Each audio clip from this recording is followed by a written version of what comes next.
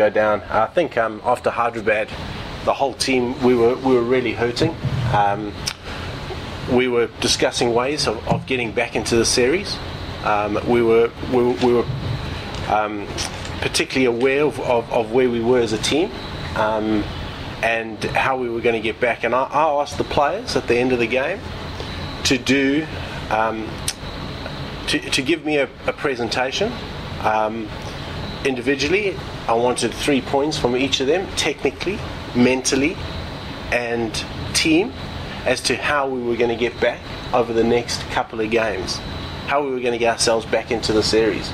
Unfortunately, 4 players did not comply with that. And we pride ourselves on attitude. We have given the players a huge amount of latitude to get culture and attitude right. We believe that those behaviours were not consistent with what we want to do with this team. We want to take this team to be the best in the world. The teams that are the best in the world have best attitudes, have best behaviour patterns, and a good, hard, ruthless culture. I believe those 4 players, unfortunately, did not meet my requirements, so those 4 players are not available for selection for this test match. It's a line in the sand moment. As I've said, we've given these guys absolute clarity. We've given this team a huge amount of time to buy in with what we want to do for the Australian cricket team. We've given a vision to these guys that is spelt out. We've given an expectation that is spelt out. And although this one incident might seem very small in isolation, this is in fact a line in the sand moment for us as a unit in our quest to become the best in the world. Who are the 4? 4 players are Watson, Pattinson, Khawaja, and Johnson. So they're all unavailable for the next test? Yep. Are you shocked, Mickey? I mean, when you set them this task, you couldn't have envisaged this would happen? No, I didn't. And the task, understand, in isolation is one drop in the ocean as to where we want to go, with this cricket team. It has been the toughest decision the leadership team of myself, manager Gavin Dovey, and captain Michael Clark have ever had to make. It's a tough decision. But the ramifications for that within our team structure and the message that it sends to all involved in Australian cricket is that we're pretty serious about where we want to take this team. We're pretty serious with what we want to do with this cricket team. Is it a one strike policy, or do these guys have a record? If I have to be honest, we've looked through the last year. Pup and I have been immensely focused on winning cricket games. Perhaps the little 1%ers have slipped, and we just feel that this is, irrespective of who the personnel are, that this is the line in the sand moment. This is, I guess, the instance for us where we're actually making a massive statement to everybody out there and the rest of the world that we're pretty damn serious about what we want to do. It's serious for 3 people, sure, but for a vice captain to be done, that's incredibly serious. Well, it's extremely tough. It is extremely tough to sit here and make that decision. I wish it wasn't the vice captain. I wish it wasn't Shane Watson. I wish it wasn't Mitchell Johnson. They're leaders within the team who, I have to say, train and prepare and are very professional with the way they go about their business. But this was a moment where we had to make a statement, irrespective of who the players were. So have they given any indication as to why they didn't? Well, I first obviously asked them because I wanted to make 100% sure, and myself, Gavin and Michael wanted to make 100% sure that maybe it wasn't stuck in the outbox, or they'd put it under the wrong door, or whatever it was, and they hadn't. Shane was going to talk to me today about it. as was James Pattinson apparently. Mitchell and Uzi forgot about it. But you know what? I wanted it by Saturday night. And as severe as the consequence is, if we remove the names, I think it sends a proper statement of what we want to do with this cricket team. So Mickey, how long did they... You go. Just a written thing, when you said presentation thing.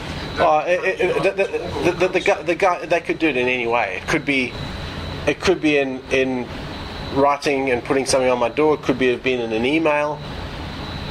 It could have been in an SMS with followed up by an email. Whatever it was, all I wanted was to make sure that the players went back and reflected, looked themselves in the mirror and said, this is what I want to do to take this team forward. This is what I want to do this is how I'm going to change this series, and this is going to be my positive contribution to the attitudes that we want to create in this cricket team. So there's 3 reasons. Can I just clarify? I wanted 3 points from them. A lot of guys came to my room and did a presentation. A lot of guys have written fantastic emails. And some guys put notes under my door. It was their preference. As a management team, though, and a leadership group, and I must understand that myself, Michael Clark, and Gavin Dovey made these decisions together. We as leaders feel we need to project a very united front, and with the current team that we have, we need to be pretty ruthless if we're going to achieve our objectives. So Mickey, have you spoken to the 4 guys? I mean, when were they told? Myself, Gavin, and Michael have spoken to the 4 guys individually, and then we've presented it, onto the group. This morning. When were they? This morning. What was their reaction? Were they shocked? Absolutely gutted. Absolutely gutted, as I was having to deliver a message like that. As Gav and Michael Clark were. We were all pretty gutted about it. But you know what? Here to and no further. This is the expectation if you want to play cricket for Australia. Was Khawaja going to be in the test side? They were all a chance. They were all a chance of playing. And that hurts us. Yeah. But you know what? Somebody else will step up to the plate. And hopefully this message hits home. Might be some, I guess, short-term pain around the squad and then between the guys. Is that something that you just have to accept? We did a presentation to the players this morning. I think the best thing that these 3 days off have given me is reflection time. Is to reflect on how well have I been going in my job. You know, like I expect everybody else to do when you 2-0 down in the series. And myself and Pup came to the conclusion that we have been so focused on winning cricket games that maybe some people have been cutting corners.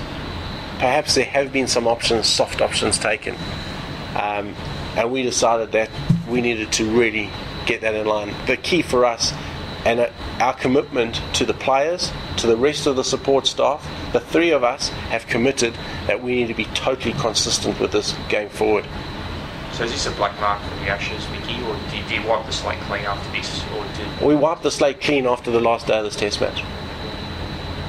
Do you need to reassess who is the vice captain? It's too. I haven't even given that a thought, Greg, to be honest. Haven't even given that a thought right now. Pretty harsh, but where we at, pretty much needed, guys. And I asked for you. So for me, it's almost the Andy Flower decision with, you know, the Andy Flower and Andrew Strauss and what they did with Kevin Peterson. You know, it's buy-in time, guys. You buy into what we want to do, because if you don't, we're not going to achieve our goals as a team. And in 24 months or however long we have, there's going to be a different set of people sitting saying exactly the same thing, and the young players that have come through the system haven't learned one iota from us. And I would be particularly disappointed with that, as I know Michael and Gavin would. Just hold